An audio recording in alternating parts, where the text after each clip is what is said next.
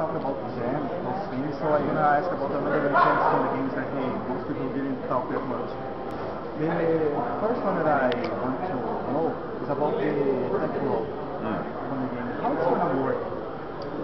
Basically, you can tech roll in almost all situations, but you can't do a quick stand-up. So, you know, quick stand from Street Fighter, things like a sweep, you won't be able to quick stand that, and that's for sort of technical reasons, because if you can quick stand some people's sweeps, you could actually get hit by a sweep, stand up fast, and then punish them before they even recover from a sweep. So obviously that's no good.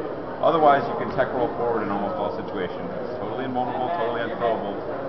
You can still set people up by jumping backwards if you anticipate a tech roll and keep pressure on them, but it is something that basically makes things like your Goki Vortex or like the Akuma Goki Vortex doesn't really work quite the same way. You have to be a little bit more dynamic. That's what I was going to ask. How will Akuma work on the scene?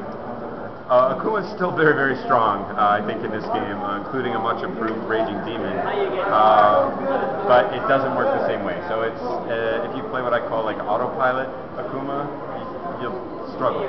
You have to think a little bit more flexibly about the game, but Akuma is still very strong. And there is some difference between the tech rolls, or the tech rolls are invulnerable for rolls, and all the tech rolls share the same properties. So backdash, jumping frames, things like that will be different, but tech rolls just standardized pretty much. And there's going to have the hard knockdown if you can tech roll, or? Not right now. So it's one of the things we've been playing with. We'll see what happens on day one, because I don't actually know what the final build is going to look like, but I think currently it should be able to tech roll everything. And then another question I'm going to ask you about the tournament mode that you announced that maybe as DLC. People say that you said that you're going to be a USB that you put on as the device you put on the game, and then you will work the what people are asking how it's going to work like in Xbox 360 or more than 2 USB ports. How it's going to work on PS3? You plug first and then I wish I had more information on this because it's important to me too. Obviously, I love our tournaments and want them to be, want gems and everything to be used fully.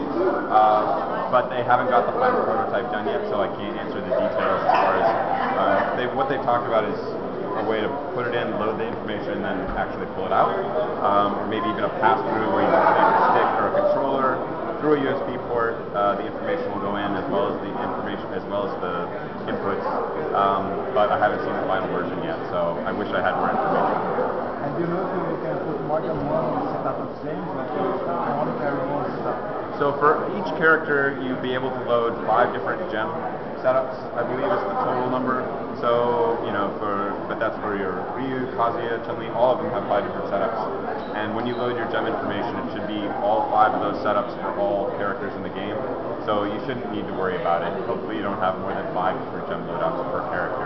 Hopefully that's enough. And another thing that we can ask about the Pandora, what is in the final build? Like when you started, it was like you can't combo away from do a combo, sacrifice a character, and move Pandora. How is it going to be in the end of the final build? It is possible to combo into Pandora. Again, whether you have Pandora there would be some matches where you won't have access to Pandora because you have to have less than 25% or less life. So if your character meets those conditions and is able to activate it, they will of course die immediately and bring in a teammate. So if you're in the right place at the right time, Pandora can still be a valuable tool, but again, big risk if you're not sure to kill the opponent with Pandora. Cameo. So it's like come back to Pandora, not so easy to use. Yeah, it's to me I call it sort of a desperation mechanic. Yeah, there's potential for coming back with it, but I think it's pretty different from things like X Factor and Ultras, where there's really no downside to building up Ultrameter or using X Factor. Those are always sort of positives. This is very risky. Like if you don't win, it kills you. So yeah, X Factor. If you don't kill your opponent with X Factor, no problem, you keep playing. If you don't kill your opponent with Pandora, you die. Yeah, it's a little different, yeah. And another thing that about Pandora, like I played the build on BGS, the game show, and there was a time that my opponent activated Pandora, and soon after that I played my Pandora as well. So So you think that it's going to be a problem, like that you have something for that? You tell me, did you think it was a problem, or? Because like he activates his $10, but then he put me on one life, and I activate my $10 as well. I was going to win because his time is going to be shorter than mine. Right. You think that it may be a problem? I don't think that's necessarily a problem. I mean, you activated first, so his activation as a counter, I think, is just a smart play. And again, yeah, if you're not sure to kill your opponent with Pandora, don't activate.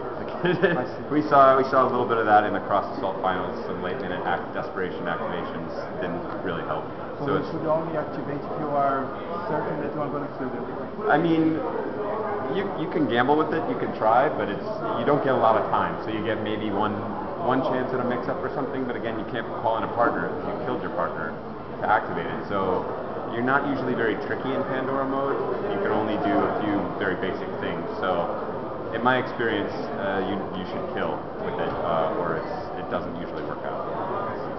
And now that it's talk about Fight Cross Tech, next I'm going to ask about another things about the community.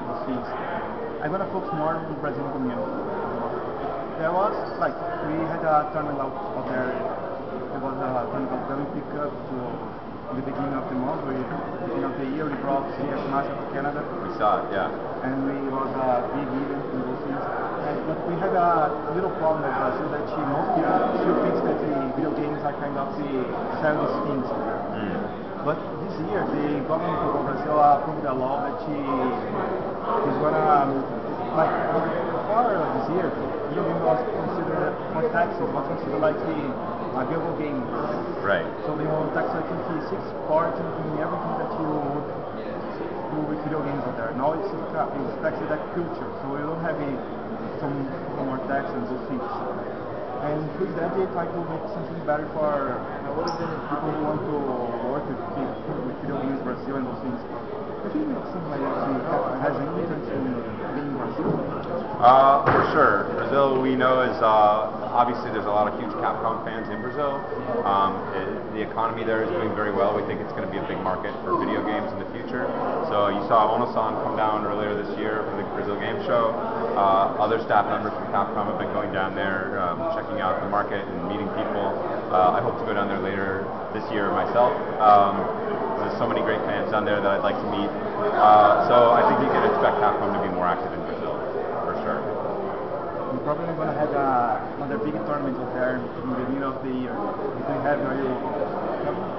Very much hope so, and we also have some anniversary plans for the 25th anniversary with tournaments, and Brazil is on our list of places we're thinking about visiting, so hopefully that will work out as well.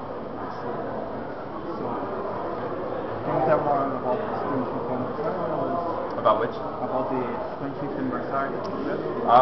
The plans are still being worked out right now, but I think it'll be good news certainly be good news for everybody, and hopefully for Brazil as well in particular.